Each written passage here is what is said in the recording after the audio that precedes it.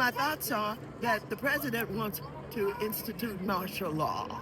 He wants to show that he's in charge and that he's going to live up to his promise of getting rid of undocumented, and he's willing to go into these neighborhoods and take out leadership like David Werter, who's head of one of our local SEIU organizations, labor organizations.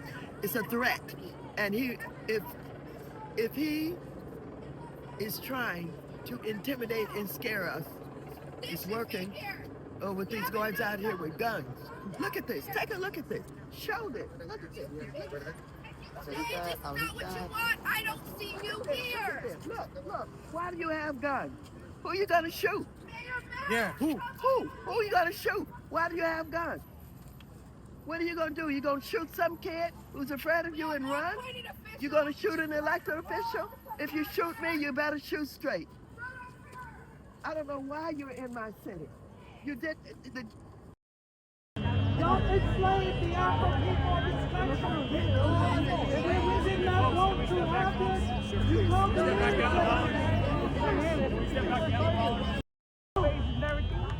You served the military. You served your country very well. And then you get back to get treated like shit. If you're like if you're a black soldier, you still get treated like shit. So why are we fighting your law? We will remain peaceful. Why? Because the world is watching. So you, up there, I see the other. I'm pretty sure the right and left hand.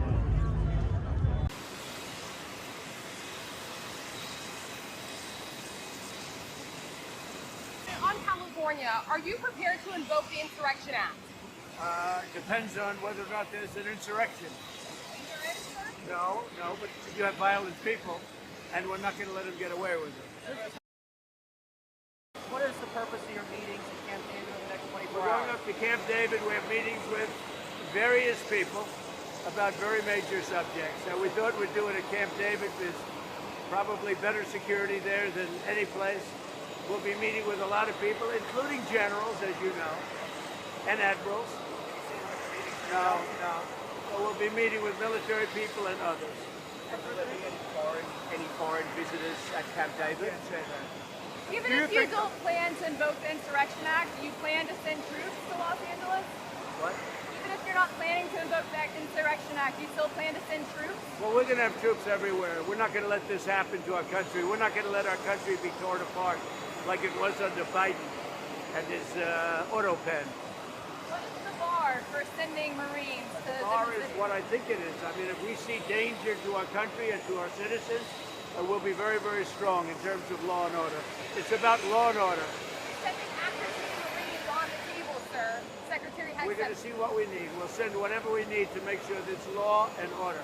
Mr. President, do you foresee those protests spreading to other cities, Chicago, New York, for example, in the next few days? Protests, we're going to be watching it very closely. And when they spit at people, you know, they spit. That's their new thing. They spit, and worse, you know what they throw at them, right?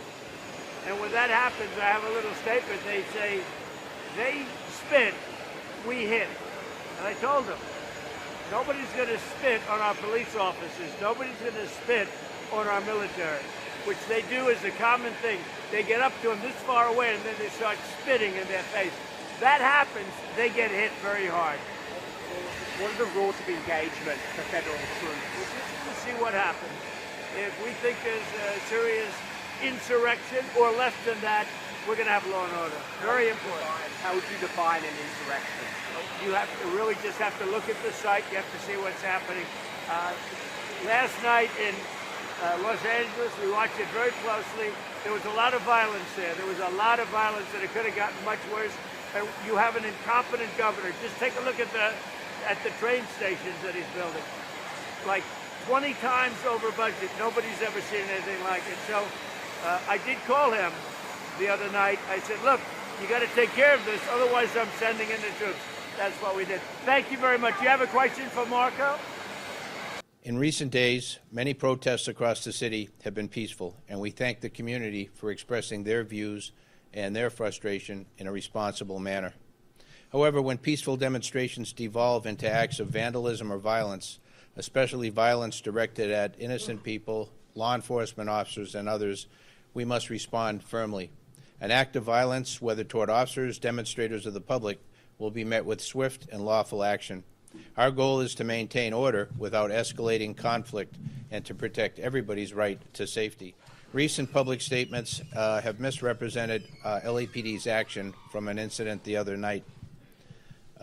Specifically, there was a claim that LAPD delayed responding to a federal officer's request for assistance by more than 2 hours.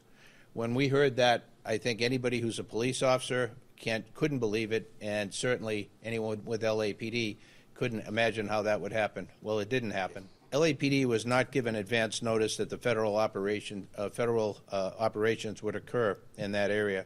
As a result, we were not pre-positioned to respond immediately to unrest related to those actions.